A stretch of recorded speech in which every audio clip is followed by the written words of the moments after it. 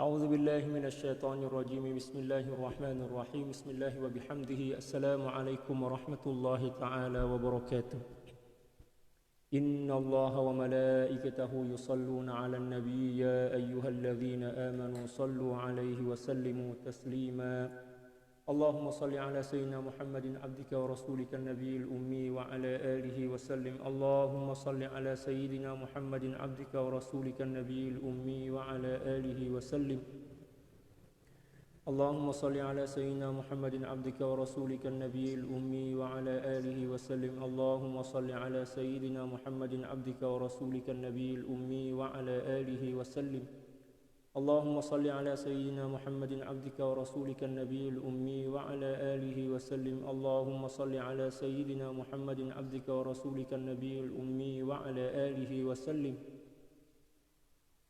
اللهم صل على سيدنا محمد عبدك ورسولك النبي الأمي وعلى آله وسلم اللهم صل على سيدنا محمد عبدك ورسولك النبي الأمي وعلى آله وسلم اللهم صل على سيدنا محمد عبدك ورسولك النبي الأمي وعلى آله وسلم اللهم صل على سيدنا محمد عبدك ورسولك النبي الأمي وعلى آله وسلم اللهم صل على سيدنا محمد عبدك ورسولك النبي الأمي وعلى آله وصحبه وسلم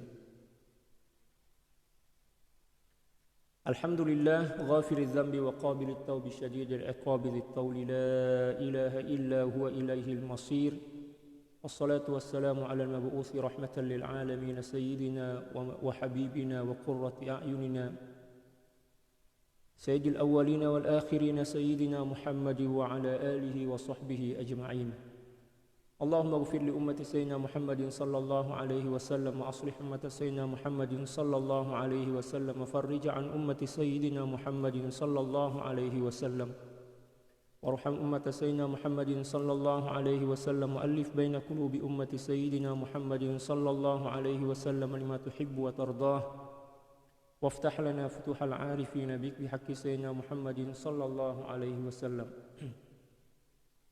سبحانك لا علم لنا إلا ما علمتنا إنك أنت العليم الحكيم ولا حول ولا قوة إلا بالله العلي العظيم رب اشرح لي صدري ويسر لي أمري واحلل عقدة من لساني يفقه قولي وصلى الله على سيدنا محمد وعلى آله وصحبه وسلم الحمد لله رب العالمين. Alhamdulillah, puji syukur kehadirat Allah Subhanahu wa taala. Salawat dan salam semoga senantiasa tercurah ke atas junjungan dan kasih hati kita Nabi besar Muhammad sallallahu alaihi wasallam. Demikian juga keluarga, para sahabat serta orang-orang yang senantiasa mengikuti jejak langkah baginda sallallahu alaihi wasallam. Wassalawatullahi wassalamuhu alaika sayyidi ya Rasulullah. Para sahabat sekalian, insyaallah kita akan kembali meneruskan kajian kita tentang Adabus Suhbah daripada kitab Al-Anwar fi Adabis Suhbati 'inda al-Akhyar karangan Sayyidil Imam Abdul Wahhab Asy-Sya'rani radhiyallahu taala. Qala al-muallif rahimahullahu taala wa nafa'ana Allahu bi'ulumihi wa 'ulumi syuyukhihi wa syuyukhina wa jami'i awliya'illahi as-salihin fid dharain Allahumma amin. Kali ini kita telah pun sampai pada muka surat 79. قال ومن كلام الشيخ أبي المواهب الشاذلي رضي الله تعالى عنه من تعزز على خدمة إخوانه ورثه الله أو ورثه الله ذلا لا انفكاك له منه أبدا ومن خدم إخوانه أعطي من خالص أعمالهم. Di antara kalam daripada Sayyidi Abil Mawahib Asy-Syadzili radhiyallahu taala an, beliau berkata, man ta'azzaza ala khidmati ikhwani, siapa orang yang merasa tidak patut, merasa tidak pantas kalau dalam bahasa Indonesia, merasa tidak patut untuk berkhidmat kepada sahabat-sahabat dia, kepada kawan-kawan dia, merasa tak layaklah untuk nak bagi perkhidmatan kepada kawan-kawan dia. Warasahullahu dhullan lam fikaka lahu abada minhu abada.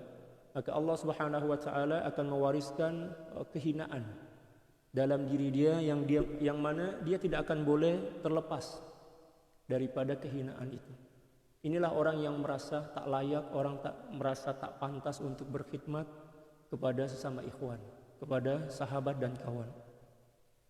Wa man khadama ikhwanahu, dan sesiapa orang yang senantiasa berkhidmat, memberikan pelayanan yang baik kepada saudara-saudara dia, kepada sahabat-sahabat dia, u'tiya min khalisi a'malihim, maka dia akan diberikan intipati keikhlasan daripada amal sahabat-sahabat mereka. Itu maknanya kalau sekiranya dia senantiasa berkhidmat kepada sahabat-sahabat dia, kawan-kawan dia, dari intipati dan kemurnian amal yang ada pada sahabat-sahabat dia itu nanti akan dibagi oleh Allah Subhanahu wa taala kepada orang yang rajin berkhidmat kepada saudara-saudara dia. Jadi cukup mudah kita untuk mendapatkan kemuliaan di sisi Allah Subhanahu wa taala. Satu di antaranya adalah khidmat, tolong, bagi pelayanan yang baik kepada sahabat-sahabat kita. Dalam bahasa Indonesia pelayanan. Ya, kalau dalam bahasa Melayu berkhidmatlah. Ya, macam itu. Jadi kebaikan atau intipati daripada kebaikan ilmu dan amal yang ada pada sahabat kita itu, yang kita khidmat kepada dia, Allah akan letak juga dalam timbangan kebaikan kita. Nah, inilah yang dipahami oleh para aulia, para ulama, sehingga ketika mana ada peluang untuk berkhidmat kepada para ikhwan, kepada para ahbab, kepada para sahabat-sahabat mereka, terus mereka semangat.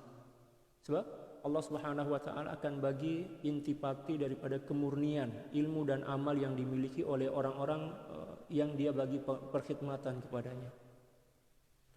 Tetapi siapa orang yang merasa tak patut, tak layak untuk berkhidmat sebab dia merasa lebih mulia, mungkin dia merasa lebih hebat, maka Allah Subhanahu wa taala akan mewariskan kehinaan dalam hati dan kehidupan dia. Dan kehinaan itu tidak akan boleh berlepas, tidak akan boleh hilang selama-lamanya. Nauzubillah. Wa min haqqi akhil wa min haqqil akhi 'alal akh, dan di antara hak seorang saudara ke atas saudara dia, ayyahtarimahu wa yuwaqqirahu, hendaklah dia menghormati dan memuliakan dengan cara yang sesuai dengan aturan syarak lah. Jangan juga terlalu melampau.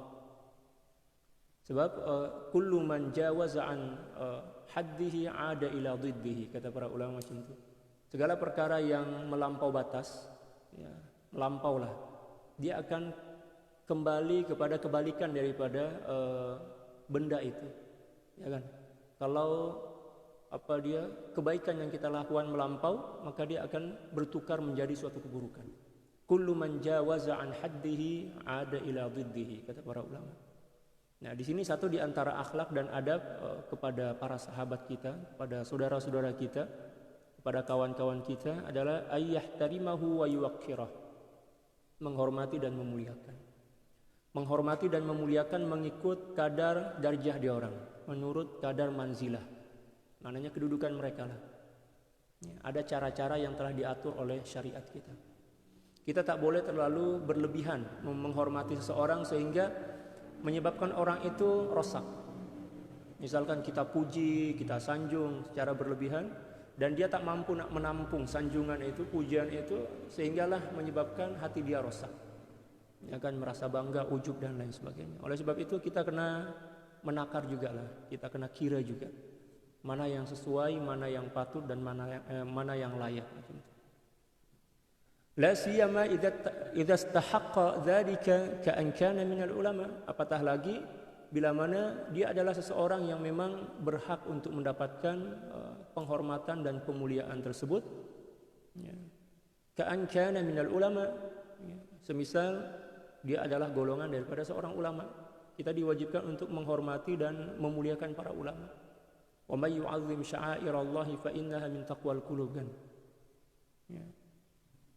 Jadi para ulama, para aulia, para ahli bait baginda sallallahu alaihi wasallam, para habaib, itu adalah simbol-simbol atau syiar-syiar agama yang wajib kita hormati.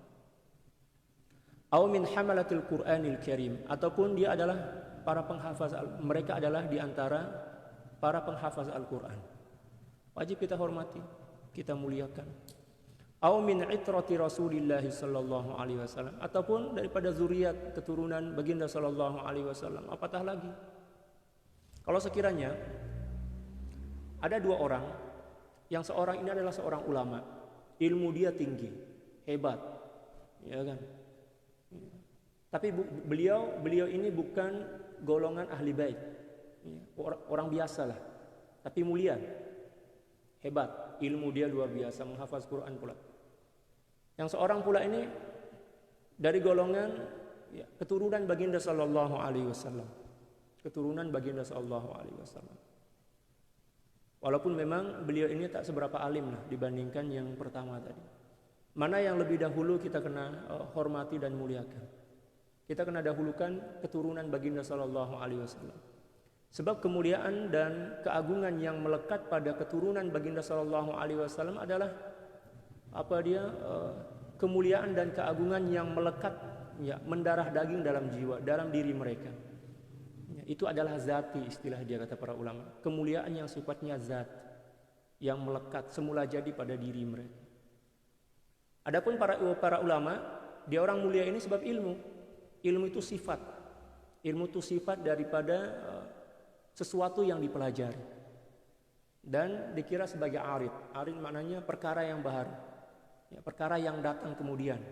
Manakala kemuliaan yang melekat pada ahli bait, pada para habaib, para syarif, para sayyid, ini adalah kemuliaan yang memang melekat pada zat mereka. Maka yang lebih wajib, yang lebih kita dahulukan untuk kita bagi pemuliaan dan penghormatan kepada mereka adalah ahli bait baginda sallallahu alaihi wasallam. Lepas itu barulah kita menghormati ulama yang pertama tadi.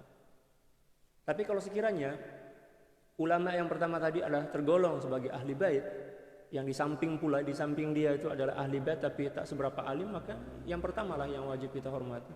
Jadi ada adab dan aturan-aturan cara kita menghormati orang-orang mulia. Ada susunan dia lah. Ada susunan dia. Jangan suka-suka hati. Jangan suka-suka hati. Oleh sebab itu kena ada ilmu. Nak bagi penghormatan, nak memuliakan orang pun ada aturan dia. Bukan suka-suka hati. Wa fi wasiyatil Imam An-Nawawi, dan dalam wasiat Al-Imam An-Nawawi radhiyallahu taala an, beliau berkata, la tastasghir ahadan, janganlah engkau menganggap remeh atau merendahkan seseorang pun. Fa innal aqibata muntawiyah, karena sesungguhnya penghujung daripada kehidupan kita ini misteri. Maknanya tak seorang pun yang tahu adakah kita mati dalam keadaan membawa iman ataupun mati dalam keadaan tidak membawa iman, husnul khatimah atau su'ul khatimah. Oleh sebab itu jangan kita menghina orang lain dengan menganggap bahwa kita ini adalah orang mulia. Lalu kemudian kita seolah-olahnya telah mendapatkan jaminan daripada Allah bahwa kita ini akan meninggal dunia dalam keadaan husnul khatimah, sehingga kita suka-suka hati nak menghina orang lain. Tak boleh macam itu. Sebab penghujung kehidupan kita Allah aja yang tahu. Ada orang yang pada mula dalam kehidupan dia itu rajin beribadah, ilmu tinggi, hafaz Quran pula tuh. Tapi sebab hati dia penuh dengan sombong, angkuh, bongkar, sifat keakuan yang sangat dominan macam itu kan, suka menghina orang lain. Pada akhirnya Allah menghukum dia dan dia meninggal dunia dalam keadaan su'ul khatimah, dan itu banyak berlaku dalam kehidupan kita. Ya, dulu ada cerita daripada seorang guru kami, Maulana Syekh Dr. Yusri Hafizahullah wa ala Syekhina radhiyallahu ta'ala. Beliau pernah bercerita pada tahun 70-an. Pada tahun 70-an di Mesir ramai orang yang menghina para ulama Azhar. Demikian juga tidak hormat kepada ahli bait. Walaupun dia orang ini penghafaz Al-Quran, orang pandai, cerdik pandai lah, ilmu tinggi, amal masya Allah, sholat pun sholat dia kalau baca Al-Quran itu masya Allah luar biasa. Tapi dia tak hormat kepada ulama-ulama Azhar pada masa itu. Demikian juga kepada para aulia dan para ahli bait. Suka-suka hati nak menghina, mencaci. Guru kami ini datanglah bagi nasihat. Tak boleh buat macam tu. Kita wajib menghormati para ulama, apatah lagi ulama Azhar. Kita wajib menyayangi dan menghormati ahli bait. Tapi dia tak nak. Sombonglah, merasa hebat dengan ilmu dia sebab dia hafaz Quran. Dia hafaz Quran. Dah ramai orang yang bagi nasihat kepada dia, tapi dia degil, tak nak dengar. Apa yang berlaku? Ternyata di penghujung hidup dia, orang ini mendapatkan hukuman daripada Allah Subhanahu wa taala, mendapat hukuman daripada Allah Subhanahu wa taala dengan apa? Ya. Meninggal dunia dalam keadaan sedang minum arak. Penghafaz Quran tuh? Ya kan? Sebab apa? Allah hukum dia. Menghina para ulama, para aulia dan juga ahli bait. Allah hukum dia meninggal dalam keadaan su'ul khatimah, sedang minum arak pula.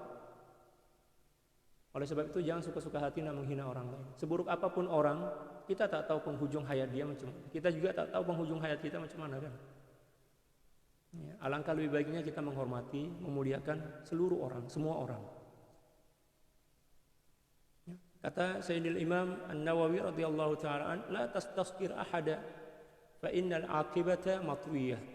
Janganlah kamu merendahkan, menghina, meremehkan seorang pun, karena sesungguhnya penghujung daripada kehidupan adalah misteri, tak seorang pun yang mengetahuinya. Wal abdu la yadri bima yukhtamulah, dan seorang hamba tidak mengetahui, tak tahu dengan apa nanti dia dikhatamkan oleh Allah, maknanya dia dimatikan oleh Allah Subhanahu wa taala. Adakah dia dalam keadaan beriman ataupun tidak? Fa idza ra'aita 'asiyan fala tuqaddim nafsaka 'alaihi. Dan bila manakah engkau menjumpai atau melihat seseorang yang pelaku maksiat, kita wajib mencela maksiat dia, perbuatan dia, tapi bukan orang yang bermaksiat. Jadi kita kena bezakan, antara perbuatan dan orang yang melakukannya. Kita diwajibkan untuk mencela atau membenci perbuatannya, bukan orangnya. Bukan orangnya, tapi perbuatannya. Jadi kata beliau, bila mana engkau melihat seseorang yang melakukan maksiat, fala tuqaddim nafsaka alaih, maka janganlah engkau letak diri kamu ini lebih hebat, lebih mulia, lebih hadapan, lebih depan dibandingkan kamu. Macam itu. Farubbama kana fi ilmi Allahi a'la minka maqama. Karena boleh jadi dalam ilmu Allah Subhanahu wa taala dia lagi mulia, lagi tinggi maqam dia dibandingkan dirimu walaupun kamu ahli ibadah. Sebab yang dinilai oleh Allah Subhanahu wa taala bukan setakat nilai apa dia ibadah zahir, tetapi ma waqara fil qalb. Ya. Sesuatu yang melintas, mengalir dalam jiwa. Sebab terkadang ada orang yang melakukan maksiat sebenarnya dia tak nak pun, tapi dipaksa oleh takdir kan. Dia berusaha dah nak menghindar daripada maksiat itu, tapi Allah takdirkan juga, maka berlaku. Lepas tu dia terus kembali kepada Allah Subhanahu wa taala senyap-senyap, secara senyap kan itu. Kita pula yang akan melihat secara zahir, terus bagi penilaian, menuduh dan lain sebagainya. Itulah kejahilan dan kebodohan yang selalu kita lakukan. Wa anta minal fasiqin, dan boleh jadi engkau tergolong orang-orang fasik. Kita merasa diri lebih mulia dibandingkan orang lain, itu tanda yang kita fasik. Fasik itu maknanya orang kharij anit ta'ah, orang yang keluar daripada ketaatan. Atau kata para ulama, orang yang suka melakukan dosa besar, fasik lah itu. Kita mendakwa diri kita lebih mulia dibandingkan orang lain, adakah itu dosa kecil? Bukan dosa kecil, itu dosa besar. Maknanya kita letak diri kita sebagai golongan orang-orang fasik lah. Ketika mana kita merasa diri lebih mulia, lebih hebat, lebih agung, lebih pandai dibandingkan orang lain.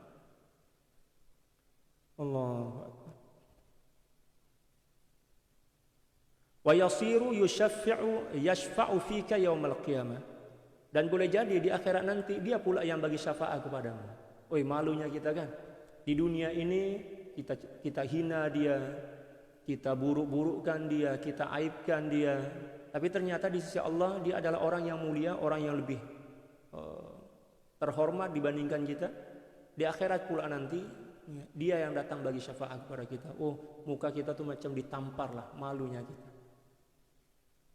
Oleh sebab itu jangan suka-suka hati nak bagi penilaian kepada orang lain. Sepatutnya kalau kita nampak sahabat kita, saudara kita melakukan maksiat, kita doakanlah dia kan, agar mendapatkan hidayah dan taufik, mendapatkan pengampunan daripada Allah. Dan kita doa juga agar hati kita dijaga oleh Allah Subhanahu wa taala dan juga dihindarkan daripada maksiat. Islam itu adalah agama yang tasamuh, yang mengajarkan untuk berlapang dada, untuk mudah memaafkan, ya, mudah mudah memaafkan, mudah mengasihi dan lain sebagainya, mudah untuk menyayangi. Bukan ajaran yang ghalidh maknanya kasar, yang yang keras, bukan.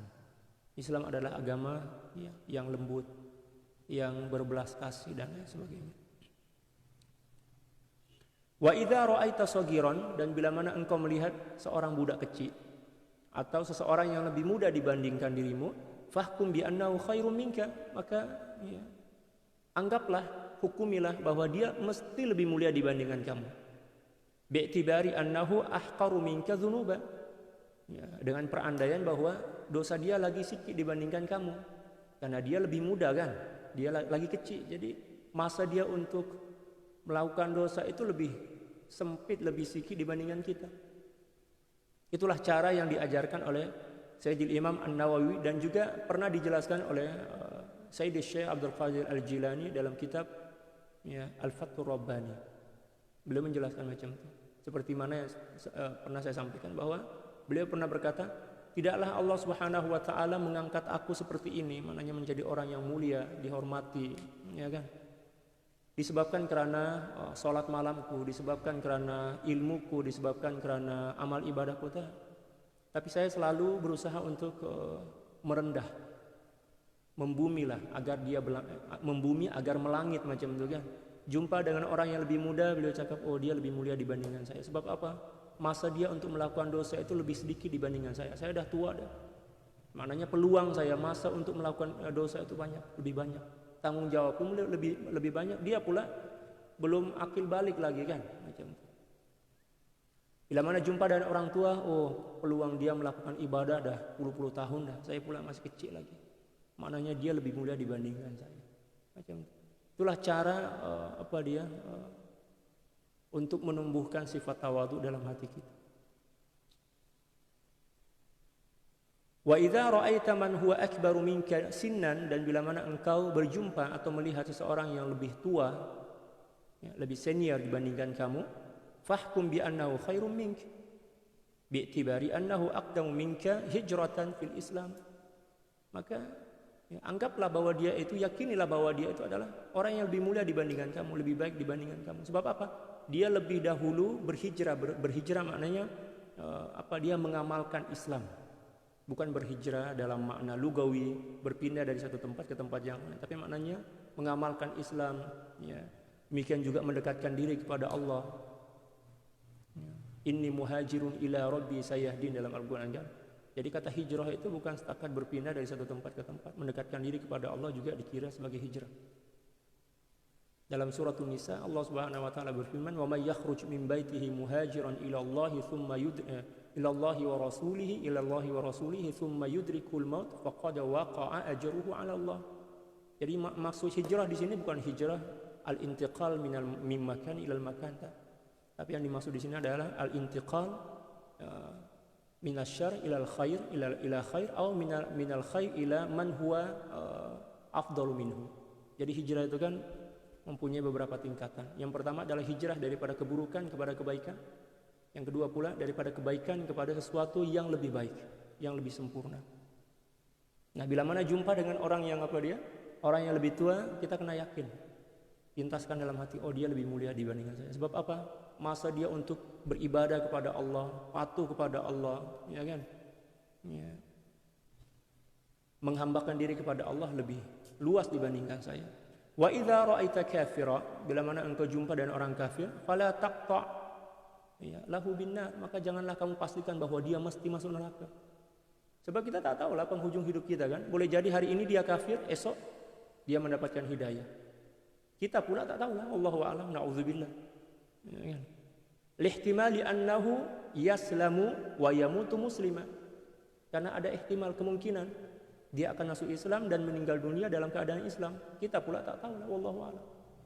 Jadi jumpa dengan orang kafir pun kita tak boleh suka-suka hati nak bagi penghakiman atau penilaian, oh ini mesti masuk neraka. Apatah lagi orang-orang yang suka-suka hati nak mengkafirkan kaum muslimin yang dah nyata dia orang muslim kan. Ya, bid'ah masuk neraka, na'udzubillah. Oh, itu bukan ajaran Islam. Jadi kita tak boleh sombong lah, tak boleh bongkak kepada orang lain, hatta kepada orang kafir. Alangkah lebih baiknya kalau kita doakanlah, oh dia kafir nih. Ya, tapi tak menutup kemungkinan esok dia masuk Islam, moga-moga dia mendapatkan hidayah dan taufik daripada Allah. Itu lagi cantik lah, lagi oke kan dibandingkan kita sibuk je, ya bagi penilaian, suka-suka hati. Wa min haqqil akhi 'alal akh, dan satu di antara hak seorang saudara ke atas saudara dia, maknanya kewajiban seorang sahabat kepada sahabat yang lain, ayyuthniya 'alaihi fi ghaibatihi, bukan fi ghibatihi ya. Jangan tersalah baca nih pada muka surat 79. Fi ghaibatihi, bukan ghibah. Kalau ghibah itu maknanya menceritakan keaiban orang lain. Kalau ghaibah maknanya tak ada di hadapan kita, jauh, berada di kejauhan. Ayyusnya bukan ayyasna, tetapi ayyusnya maknanya memuji. Ayyusnya alaihi fi ghaibatihi wa fi hudurihi bi tariqis syara' fa inna dzalika mimma yazidu fi safa'il mawaddah. Di antara adab kewajiban seorang saudara kepada saudara yang lain ataupun sahabat kepada sahabat dia adalah memujinya ketika dia sedang berada di kejauhan, bukan di hadapan dia. Demikian juga ketika hadir bersamanya bitariqis syara', ya tentulah dengan batasan syarak. Mananya apa? Kita kena faham dulu. Oh dia ini di antara orang dia gila pujian. Kalau dia gila pujian, jangan kita puji. Tapi kalau dia ini adalah orang yang sama aja antara pujian dengan cacian, maka kita puji sesuka-suka hati, tak ada masalah. Atau kita tengoklah, mengikut kadar kemuliaan yang ada pada diri dia, pujian kita mengikut kadar itulah. Kita sesuaikan, jangan suka-suka hati. Terkadang-kadang ada orang yang memuji terlalu melampau, ya kan? Ya, pujian dia mengandung kebohongan, sebab memuji sesuatu yang tak ada pada diri seseorang yang dipujinya, itu dosa juga. Oleh sebab itu beliau mentakid maknanya membatasi, menghadkan pujian itu dengan mengatakan ya bitariqis syara', mengikut aturan syara', mengikut batasan-batasan daripada syara'. Fa inna dzalika mimma yazidu fi safa'il mawaddah, sebab memberikan pujian kepada sahabat kita ya mengikut batasan syara' itu akan menambah erat hubungan kasih sayang antara dua orang sahabat itu. Akan menambah kasih sayang. Oh awak ni alhamdulillah ya, semakin baik, semakin soleh. Tapi kalau kita tengok, kita puji macam tu leher dia macam terangkat kan ya. Panjang leher dia dalam istilah bahasa Indonesia, merasa bangga, ujub ya kan. Oh kita kena berhenti memujinya. Kita tukar dengan doa. Semoga Allah Subhanahu wa taala semakin mengangkat derajat kamu, semakin mencintai kamu macam itu. Jadi terkadang-kadang kita nak menghargai orang lain itu, kita dilarang menggunakan pujian, tapi kita kena tukar dengan cara yang lain. Kita kena tengoklah keadaan. Kalau sahabat kita ini adalah orang tipikal orang yang memang mabuk pujian istilah dia, suka sangat dipuji, oh jangan puji dia. Kita tukar, cara menghargai itu bukan setakat dengan memuji, bukan setakat dengan menyanjung, tapi kita mendoakan pun juga itu adalah satu di antara cara kita menghargai seseorang. Ataupun kalau kita tak doakan, misalnya kita nak guna cara yang lain, adalah dengan tidak memujinya, itu adalah pujian. Boleh ya? Ada orang yang tak layak untuk mendapatkan pujian, tetapi dia berharap untuk dipuji. Kita tak puji, itulah satu di antara cara kita menghormati dia. Cara memuji dia dengan tidak memujinya. Macam itu. Jadi ada aturan dalam agama kita.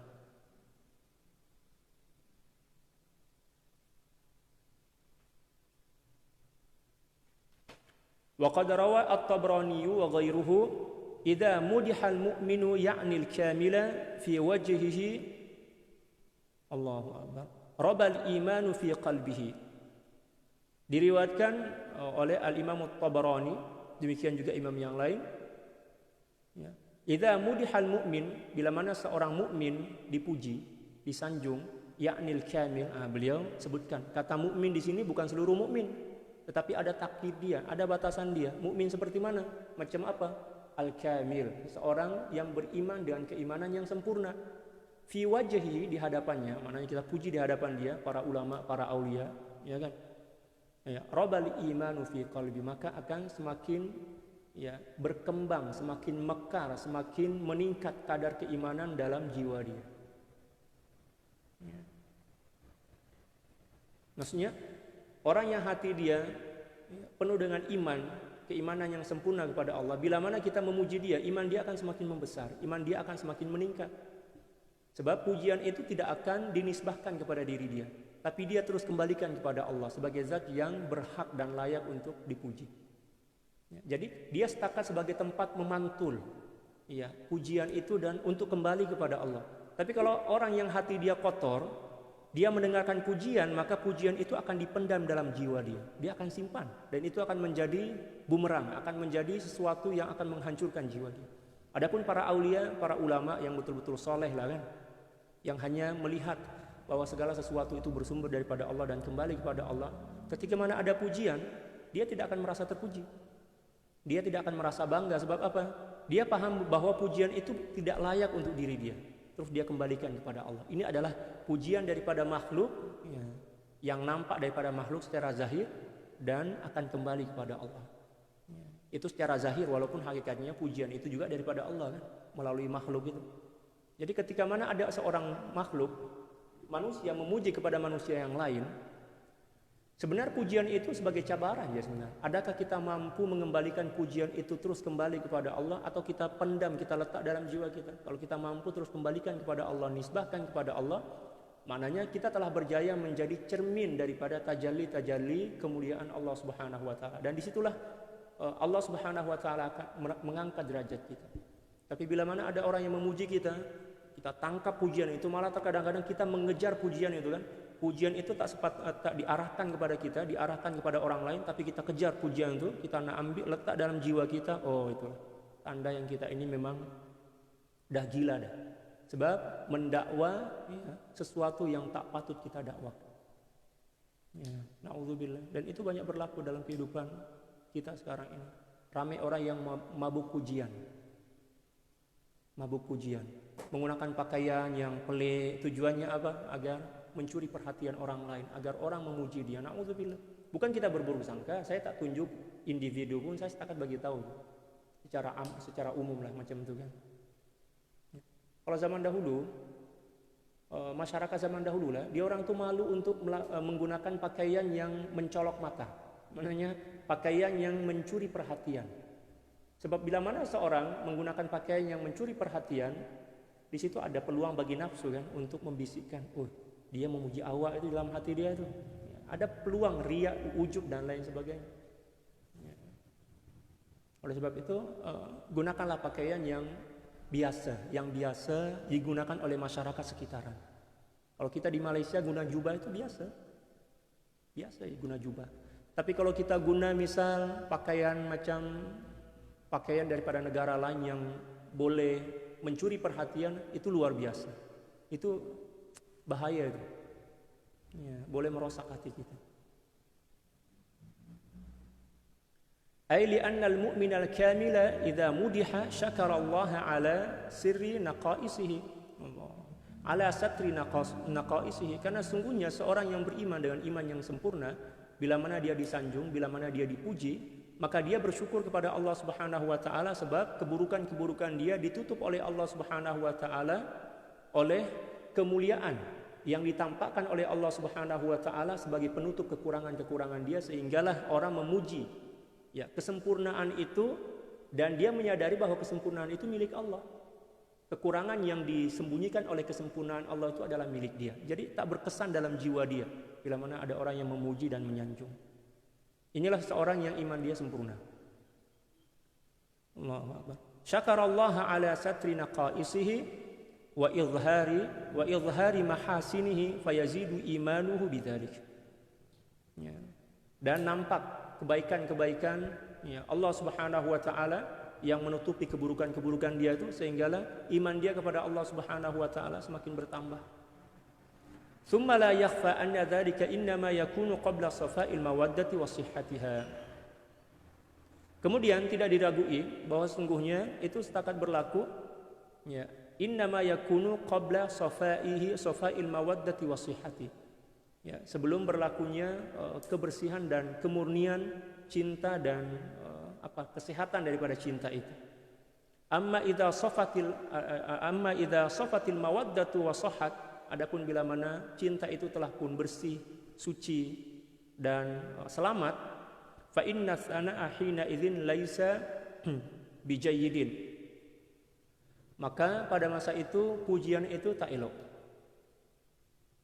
Apa maksud dia kita paham nanti daripada nasyid, daripada syair yang disebutkan di bawah. Ya, dan bahar ini adalah bahar wafir. Kalau kita belajar ilmu arud itu kan ada bahar-bahar, ada wasit dan lain sebagainya.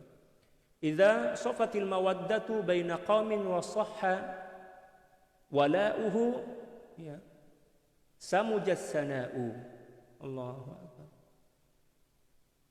Bila mana cinta di antara kaum, maknanya persahabatan yang terjalin atas dasar cinta di antara kaum atau kelompok orang ya telah suci bersih, wasahha wala'uhum, demikian juga kesetiaan itu telah selamat daripada kepentingan pribadi dan lain sebagainya, maknanya telah menjadi eratlah hubungan cinta itu, samujassana'u, maka pujian itu akan menjadi tumpul. Maknanya pujian itu tak cukup mampu untuk untuk dijadikan sebagai pujian atas hubungan cinta dan kasih sayang yang terjalin di antara mereka. Sebab cinta itu lebih mulia dibandingkan pujian. Boleh paham? Ini syair dia memang cukup dahsyat. Kata beliau, bila mana cinta itu telah terjalin antara seorang sahabat dan sahabat yang lain dengan keikhlasan, dengan kejujuran, ya kan? Maka pujian itu akan menjadi tumpul. Apa maksud daripada pujian menjadi tumpul? Kita tak layak dah nak bagi pujian, sebab apa? Allahu Akbar. Kekuatan cinta itu ya, lebih mulia, lebih unggul, lebih hebat dibandingkan pujian, sehingga pujian ini tak berkesan kepada ya, dibandingkan perhubungan cinta yang murni itu. Itu maksud daripada samujassana'u. Pujian akan telah pun menjadi tumpul. Ada tak para sahabat yang saling memuji? Jarang sangat. Dia orang jumpa itu macam biasa aja. Sebab apa? Hubungan hati mereka, kerohanian mereka untuk saling mencintai karena Allah itu dah luar biasa sempurna lah. Sehingga pujian bila mana mereka saling memuji itu dikira sebagai sesuatu yang kurang. Sesuatu yang akan mengurangkan harga cinta itu. Itu maksud daripada samujassana'u. Pujian itu akan menjadi tumpul. Ya, sebab pujian itu tak cukup mampu untuk mewakili kemuliaan perhubungan antara mereka berdua, antara sahabat dengan sahabatnya, sehingga tak perlu dah saling memuji. Ya kan? Apa tujuan daripada pujian? Tujuan pujian itu kan nak menzahirkan ya cinta kepada orang lain kan. Ya, nak menzahirkan, maknanya cinta itu masih tersembunyi kan. Nak menzahirkan, kita zahirkan dengan pujian. Maknanya cinta ada. Tapi cinta itu masih tersembunyi. Kita tak faham yang seseorang itu mencintai kita. Sehingga kita perlu pujian untuk menzahirkan mawaddah itu, kasih sayang dan cinta itu. Maknanya cinta belum sempurna. Tapi bila mana telah pun sempurna, tanpa pujian pun ya, cinta telah menjadi satu. Ya kan? Cinta telah terserlah lah istilah kita, telah terzahir tanpa perlu pujian. Malah pujian itulah yang akan menjadi suatu kecacatan. Ya, yang akan menjadi sesuatu yang tumpul, yang tidak akan menambah kualiti daripada cinta itu. Allahu Akbar. Dan pujian itu sebenarnya selalunya diberikan kepada orang-orang yang lemah. Kalau orang-orang yang lemah ini perlu kita puji sikit kan untuk membangkitkan semangat mereka. Adapun para aulia, dia orang tak ada yang saling memuji. Sebab apa? Dia orang mempunyai himmah yang aliyah. Jadi pujian itu akan semakin menurunkan martabat mereka. Ya. Adapun kalau sekiranya kita jumpa di antara para aulia dalam kitab-kitab yang saling memuji, tujuannya bukan nak memuji ulama itu secara hakikat, tetapi nak bagi tarbiyah kepada kita, nak bagi tahu kepada kita orang-orang yang lemah ini, dia orang bagi tahu lah, orang yang masih lemah-lemah ini, ya, pujilah para ulama agar dengan pujian kalian itu Allah Subhanahu wa taala akan memuliakan kalian, sebab makom kalian adalah makom memuji. Adapun di antara para aulia yang telah pun saling mencintai, ya, dia orang telah sempurna ma'rifat dan iman kepada Allah Subhanahu wa taala, pujian itu akan mengurangkan martabat mereka. Dan ini adalah perkara yang memang seolah-olahnya tak logik ya. Sebab kita kita selalu paham bahwa pujian itu tanda cinta. Pujian itu tanda cinta. Betul, saya tak menafikan pun. Pujian itu tanda cinta bagi orang yang mempunyai cinta lemah. Yang cinta dia masih lemah. Adapun seseorang yang saling mencintai karena Allah, para sahabat ini kan berkenaan dengan sahabat yang betul-betul telah fana dalam mencintai Allah secara bersama, maka pujian itu akan mengurangkan nilai cinta. Boleh paham? Macam itu. Itulah maksud daripada insafatil mawaddatu baina qaumin wa sahha ya wala'uhu samujassana. Jadi bahasa cinta ini luas. Jangan pula kita mengukur bahasa cinta para aulia dengan bahasa cinta kita budak-budak kecil. Ya kan, tak boleh kita mengukur, cinta para aulia itu macam ni. Tak boleh. Itu bahasa kita, cinta untuk kita. Adapun para aulia, ada orang mempunyai cara yang berbeza dengan kita. Ya, saya ulang lagi. Jadi pujian kepada seseorang yang kita cintai itu diperlukan ketika mana cinta kita masih lemah. Kita puji.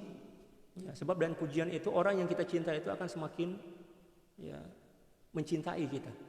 Agar cinta daripada yang pertama, orang yang pertama, sahabat yang pertama dan sahabat yang kedua ini, bila mana saling memuji kerana Allah dengan batasan-batasan syarak, akan semakin naik, mengembang dan menyatu dan akan saling menguatkan. Sebab masih lemah lagi kan. Adapun di kalangan para aulia, saling memuji itu adalah naqais. Itu akan mengurangkan nilai cinta. Ya. Memang tak logik, tapi itulah bahasa cinta para aulia. Kita tak boleh menafikan sebab dia orang mempunyai kaedah cinta yang berbeza dengan kaedah cinta kita. Jadi jarang kita jumpa seorang wali, seorang ulama itu memuji, seorang sahabat memuji sahabat yang lain berhadap-hadap macam itu. Kalaupun sekiranya ada, itu ala sabilit tasyri' atau ala sabilit ta'lim, ajar kepada kita tentang macam mana cara kita memuji orang lain macam itu. Ya, kita kena faham tuh. Allahu akbar. Wa min haqqil akhi 'alal akh, dan di antara hak seorang sahabat atau kawan ke atas atau saudara ke atas kawan yang lain, ayyukrimahu idza warada alaih. Dia kena memuliakan ketika mana sahabat itu datang. Warad maknanya datang. Dia datang, misalkan nak jumpa kita. Ya. Macam mana cara kita? Kita kena berdirilah menyambut. Istilah kita menyambut. Jangan pula kita duduk je kat rumah, ketuk pintu, bagi tahu anak kita, Zaid, buka pintu. Ada tetamu tuh, ya, kawan ayah misalkan, buka pintu. Itu betul-betul penghinaan lah. Kita tak ada hormat langsung. Kita kena semangat lah. Tuan dah kat mana nih? Kat mana? Saya kena jemput di sini, orang Indonesia cakap jemput. Saya akan sambut tuan nih. Kat mana? Cepat kat mana? Macam itu. Kita kena zahirkan lah yang kita ini semangat. Ya. Jangan pula kita slow je. Kita tak tanya pun bila dia sampai kan. Nanti dah sampai dia call baru kita. Dah sampai ke? Kat mana tuh? Dah kat depan pintu. Alamak, kenapa tak bagi tahu saja dia cakap macam tu. Lepas tu minta pula kepada anak atau istri dia. Yang kalau buka pintu, na'udzubillah, itu penghinaan. Tak ada hormat langsung. Allahu akbar. Bicara tentang adab ini memang saya baru tersedar yang saya ini tak ada adab. Ayyukrimahu idza warada alaih, menghormati dan memuliakan bila mana sahabat itu datang, berkunjung, melawatlah istilah kita. Bi ayyatalaqqa bitarhib. Bi ayyatalaqahu bitarhib, dengan cara apa? Menyambutnya dengan sambutan yang meriah. Tarhib maknanya sambutan yang meriah. Selamat datang, alhamdulillah. Kebahagiaannya hati saya, alhamdulillah. Lama tak jumpa, ni rindu sangat kepada awak, kepada Tuhan. Sila macam. Jangan pula, siapa? Saya nak jumpa dengan kawan nih, boleh siapa? Nauzubillah, itu memang menghina lah itu. Sudahlah kawan kita datang daripada jauh, misal katakan daripada luar kawasan atau daripada daripada negeri lain datang nak jumpa kita, dia rindu. Kita pula asyik ya dengan bisnis kita, asyik dengan benda-benda yang lain. Wa talaqatil wajhi, dengan wajah yang berseri-seri, sahabat.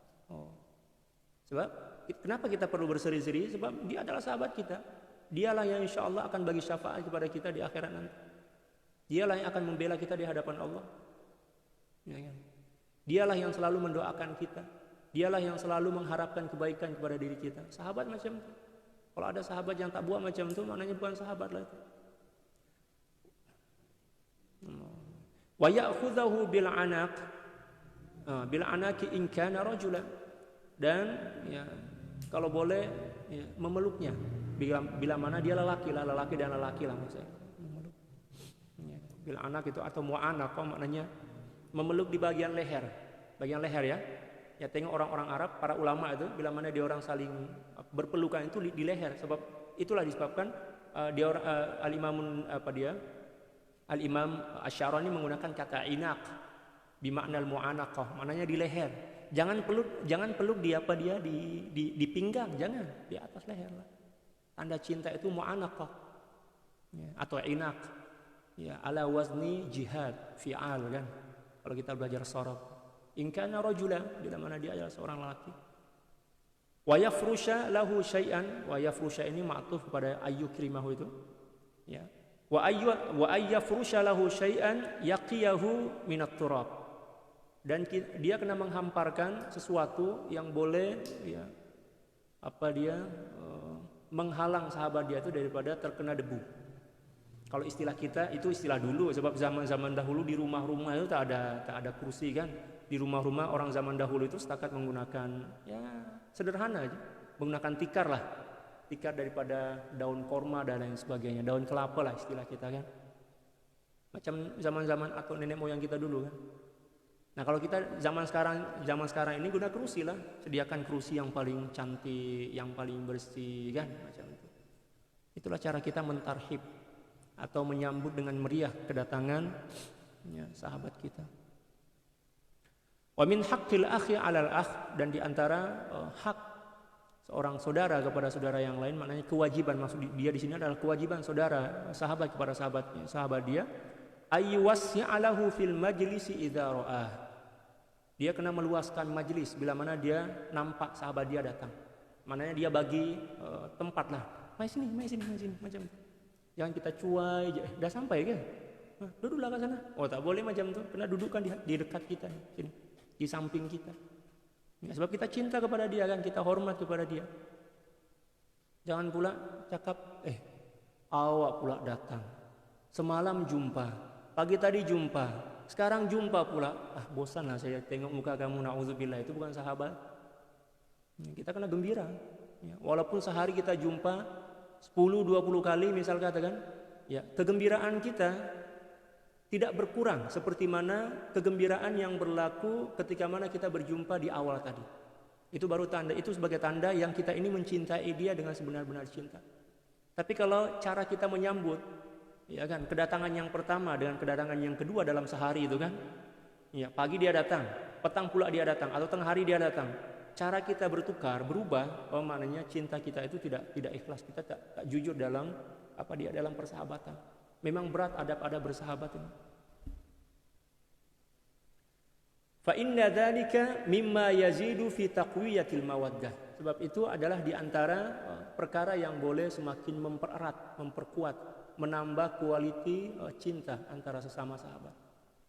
Wa fil hadis, dalam suatu hadis baginda sallallahu alaihi wasallam bersabda, innalil muslimi haqqan idza ra'ahu akhuhu ayyatazahzaha lahu. Allahu akbar, yatazahzah. Wah, ini memang luar biasa. Ya, sesungguhnya seorang muslim mempunyai hak ya, kepada saudara dia bila mana dia melihatnya. Ayyatazahzaha lahu. Ayyatazahzah itu maknanya bergeser kalau dalam bahasa Indonesia. Sini orang panggil apa? Menepi. Ada kawan dia, sini. Walaupun sebenarnya tempat itu luas, Itu yang dimaksud ayyatazahzaha. Bukan setakat ayyuwasi'ah, tetapi bukan setakat ayyuwasi'ah. Beza antara ayyatazahzaha dengan ayyuwasi'ah. Kalau ayyuwasi'ah itu kita setakat meluaskan majlisnya, meluaskan bagi tempat bagi dia agar duduk di samping kita. Setakat sini. Kalau yatazahzah ini ada gerakan tubuh. Ya, ada respon tubuh. Oh sini kita sengaja angkat badan kita macam orang yang betul-betul kita hormatilah macam itu. Bukan setakat bagi tempat, tapi bahasa gerak tubuh kita ini juga nampak. Itu yang dimaksud ayyatazahzaha. Itu perbedaan antara ayyuwasi'a dan ayyatazahzaha. Jadi setiap kata yang digunakan oleh baginda sallallahu alaihi wasallam, demikian juga istilah-istilah yang digunakan oleh para ulama, para aulia dalam menjelaskan makna itu mempunyai maksud dan pengertian yang memang khaslah tersendiri. Tak boleh kita samakan. Oleh sebab itu perlu kita belajar mustalahatul qaum. Belajar tentang istilah-istilah yang digunakan oleh para aulia dalam menyusun kalimat atau ayat-ayat mereka dalam kitab-kitab. Sehingga ketika mana kita baca, kita boleh faham maksud daripada ini. Dan terkadang-kadang nampak secara zahir itu, kalau kita tengok komus, sama aja terjemah dia, walaupun sebenarnya penggunaan dia berbeza, isti'mal berbeza. Makna boleh sama tetapi isti'mal berbeza. Contoh jalasa dan qa'ada, duduk. Ya, jalasa duduk, qa'ada duduk juga, tapi penggunaan itu yang berbeza. Sama juga waqafa dan qama, berdiri kan, tapi penggunaan yang berbeza. Ya. Kalau waqafa itu berdiri dengan waktu yang lama, kalau qama berdiri sekejap bisa. Jadi maksud sama tetapi penggunaan isti'mal yang berbeza. Nah, isti'mal itu yang kita kena paham juga. Apatah lagi mustalahatul qaum, istilah-istilah para ulama, ya, dia orang mempunyai makna dan pengertian yang khas bagi setiap istilah-istilah yang dia orang guna. Contoh misal, saya bagi contoh. Istilah sama tetapi pengertian yang berbeza. Mufrad atau mufrad lah. Jamak kita guna jamak dulu. Kalau jamak dalam pengertian nahwu, jamak itu adalah kata benda yang lebih daripada 2, 3 dan lebih lah. 3, 4, 5, 6 jamak. Oke? Tapi kalau dalam istilah fiqh, jamak itu 2 aja, menghimpunkan 2 waktu salat di waktu yang satu. Sama ada jamak takdim atau jamak takhir. Ya kan? Istilah dia jamak. Menghimpun 2 benda menjadi satu, jamak. Kalau tadi dalam ilmu nahwu jamak itu 3 atau lebih. Adapun dalam ilmu tasawuf jamak itu tunggal. Coba tengok perbezaan kah? Ya, jauh berbeza. Jamak itu tunggal. Ketika mana seorang itu telah merasai kehadiran Allah Subhanahu wa taala dalam jiwa dia. Sehingga tak nampak, dia tak rasa kewujudan lain selain daripada Allah. Tunggal lah istilahnya. Jadi berbeza, kita kena paham tuh mustalahat al-qaum, istilah-istilah para ulama. Jangan suka-suka hati nak terjemah, apatah lagi kitab tasawuf. Suka-suka hati setakat bersandar kepada kamus, tengok, maksud dia macam ni, itu dia guna akal ni. Tak boleh, bacalah dulu mustalahat. Baca dulu qawaidut tasawuf. Ada qawaidut tasawuf Imam Sayyidi Syekh Ahmad Zarruq radhiyallahu taala. Ada juga Mi'rajut Tasawuf, ila haqaiqit tasawuf, karangan daripada Sayyidi Ahmad Ibnu Ajibah yang menjelaskan tentang istilah-istilah tasawuf. Demikian juga ada usul tasawuf. Jadi itu yang perlu kita pelajari dulu sebelum kita menyelami dan membaca kitab-kitab tasawuf para ulama. Tapi terkadang-kadang saya geram juga lah kan. Ada separuh orang tuh buka pengajian tasawuf misal, terus pergi kepada kitab apa? Kitab hikam. Kitab hikam atau Risalatul Qusyairiyah. Luar biasa itu. Ya. Tapi tengok dia terjemah, dia menerangkan, memang tak betul. Sebab apa? Dia tak mulakan dengan kitab tentang istilah-istilah dulu. Ya kan, tentang kaedah-kaedah, tentang prinsip-prinsip tasawuf, dawabit dia macam mana. Belajar kepada guru lah. Bila mana kita dah paham dah ada ilmu asas yang cukup, barulah kita baca kitab-kitab para ulama. Demikian juga ilmu-ilmu yang lain, ilmu fiqh, ya kan, ada usulul fiqh, ada qawaidul fiqhiyah dan lain sebagainya. Perlu kita pelajari dulu itu. Ya. Jadi ada tahapan, ada peringkat-peringkat, nak belajar itu ada peringkat. Seperti mana kehidupan kita mempunyai peringkat-peringkat, demikian juga belajar pun kena tersusun. Allah Subhanahu wa taala berfirman, "Latarkabunna tabaqan an tabaq." Engkau akan melalui fasa demi fasa kehidupan. Demikian juga belajar, ada fasa-fasa dia, ada peringkat-peringkat dia. Bukan suka-suka hati. Allahu akbar. Kita baca lagi satu. Wa min haqqil akhi 'alal akh, dan di antara hak seorang saudara kepada saudara yang lain, maknanya sahabat kepada sahabat yang lain, kewajiban seorang sahabat kepada sahabat yang lain, alla yad'uwahu bismihi faqat. Jangan memanggil nama dia setakat nama aja. Misal nama dia Zaid. Zaid, mai sini. Jom kita makan. Saya belanja misal. Oh, itu sulh adab kepada sahabat kita. Walaupun memang nama dia Zaid, tapi bagilah ya sedikit gelaran yang layak untuk dia. Misal Abu, misal dia punya anak, nama dia Muhammad, Abu Muhammad, misal Abu Ahmad, macam itu kan. Ya, atau dokter, atau tuan, ya, gunalah. Ya, apa dia panggilan-panggilan yang menghormati, atau sayyidi kalau dalam bahasa Arab lah sidi, ya, atau maulaya, macam itulah. Wa min wasiyati ba'dihim idza nadaita akhaka fa'azzimhu, dan di antara wasiat para aulia, ini para aulia, semua kalam-kalam yang ada dalam kitab Al-Anwaru fi Adabis Suhbati Indal Akhyar ini adalah kalam para aulia, bukan para ulama. Jadi kita kena bezakan antara ulama dan aulia. Ya, di sini adalah kalam para aulia, bukan ulama-ulama fiqh biasa, kecuali bila mana dia adalah tergolong ulama dan juga aulia. Macam Al-Imam Syafi'i, Al-Imam Nawawi, bukan ulama-ulama fiqh yang setakat tertumpu kepada madah fiqh aja. Ya, di sini adalah madah tasawuf, para aulia lah maksudnya. Para aulia dari golongan para ulama, bukan ulama-ulama biasa macam itulah. Wa mi wasiyati ba'dihim idza nadaita akhaka fa'azzimhu, dan di antara wasiat para aulia, bila mana engkau memanggil saudara kamu, sahabat kamu, ya, muliakanlah dia, hormatilah dia.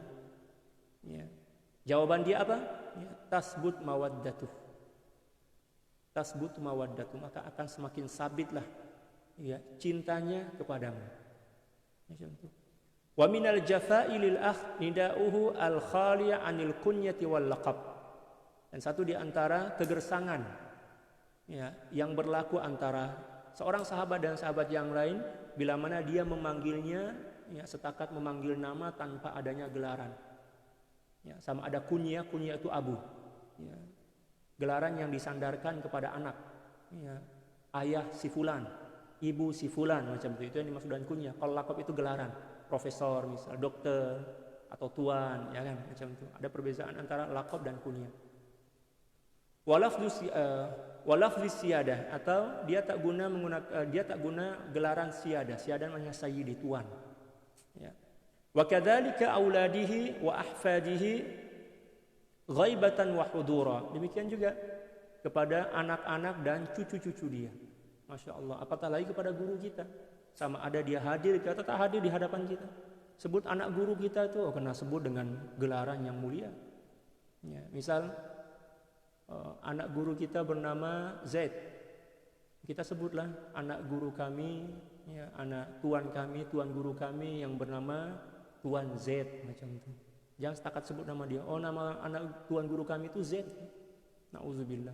Kita kena hormat, sebab kita menghormati anak itu bahagian daripada menghormati ayah dia.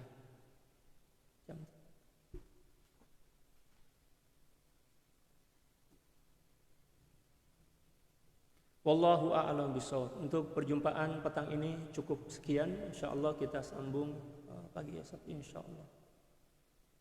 Ya Ustaz.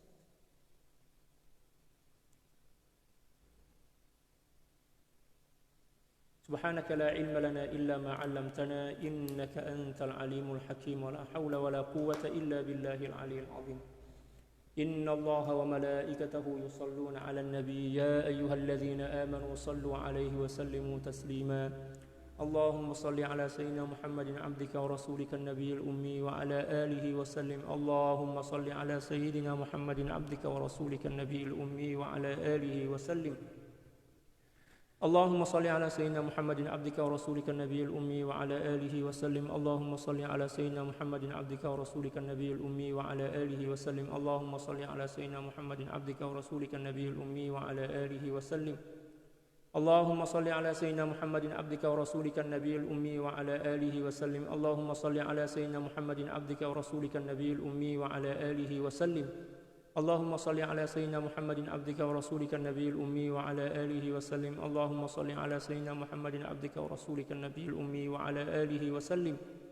اللهم صل على سيدنا محمد عبدك ورسولك النبي الأمي وعلى آله وسلم. اللهم صل على سيدنا محمد عبدك ورسولك النبي الأمي وعلى آله وسلم عدد ما وسعه علم الله. Sekian, wallahul muwaffiq wal hadi ila sabilir rasyad wal afu minkum. Assalamualaikum warahmatullahi taala wabarakatuh.